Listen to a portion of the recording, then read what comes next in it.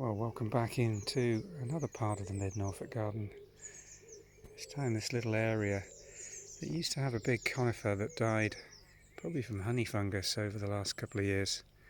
Didn't really know what to do because we had underplanted with a lot of bulbs, but this year Kate had the bright idea of scarifying it and planting with oxeye daisies and campion, and what a spectacular display this has been. Forms a fantastic backdrop to the rest of the garden, and particularly the new garden. If I just pull back with the Egyptian iris in the foreground and that little clump of chives just poking through some golden marjoram against the dark fence, the oxeye just works so well, and it's in quite a dry spot under this massive tree that really forms quite a dense rain shadow above them. Let's go and have a look what she's planted in this little clump. Dominant plant here that's flowering so beautifully is this wild oxeye daisy.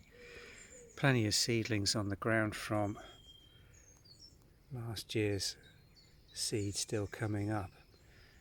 This will be flowering for about another week and a half to 2 weeks, and if we give it a really good haircut after that, we will get a second flush of flower off these plants later in July. We've also got some campion planted in here. You see one of the buds coming up there, and a young plant. Here's a more established pink campion flowering beautifully amongst the back of this oxeye. On the base of this there were spring bulbs, snowdrops initially, a few tulips and some narcissi with some wild native daffodils, now all under the ground. But it's really the oxeyes that's the star performer here. Just look at the sunlight coming through these. A little bit of cow parsley also allowed to come up here now, just setting seed. The old stump there in the centre of the old conifer, you can see how big a thing it was. Just look at the wonderful display you can get just by allowing some of these wildflowers to do their thing.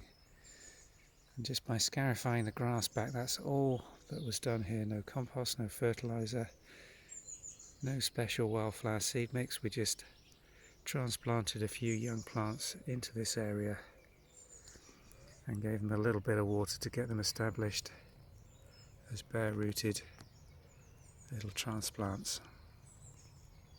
And if I just come round beyond the new formal garden that's really taking shape now and getting planted quite heavily with a combination of colour coordinated plants. We'll show you that in a separate video. It's really coming on, but just look how that area of oxeye just pops in what was otherwise a little scrubby bit of lawn. Under the shade of that big tree with the dark fence behind it, really elevates and emphasises the foreground plantings, the new roses that are going in. It's really starting to come together really nicely, this area of the new garden, which used to be the old swimming pool. Hard to imagine that beginning of the year this was all a rather miserable looking hole in the ground full of concrete, and that all this is a brand new landscape garden that's gone in the last 3 months. In fact, the last video we did just 2 weeks ago, these borders were almost bare, but they're really starting to look like a garden now, which is really quite exciting. It's lovely having a new area to plant up and being able to feel. Going to be a lot of work over this summer keeping it all watered and growing healthily, but we're looking forward to doing that. It's lovely to have this area. Alliums in the back of it, just look at those. Never been as good as that by taking the mini retaining wall out and allowing them to have more light. And the top dressing and feed that they're getting now, really starting to bring this area to life. Thanks for watching.